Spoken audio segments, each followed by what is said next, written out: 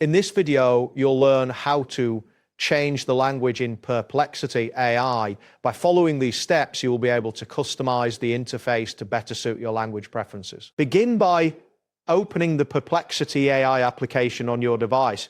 If you are using a web browser, navigate to the Perplexity AI website.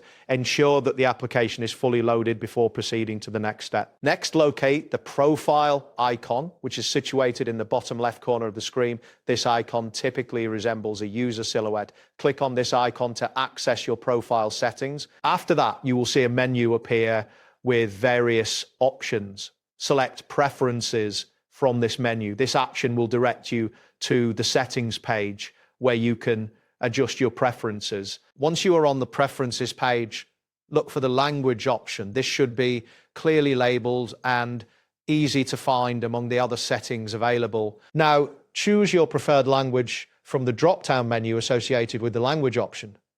Click on the drop-down to reveal a list of available languages and then select the one that you wish to use. After making your selection, the changes will apply immediately to the interface. You should notice that the language throughout Perplexity AI has now changed to your chosen option, enhancing your user experience. That wraps up today's guide. Thanks for watching and catch you in the next tutorial.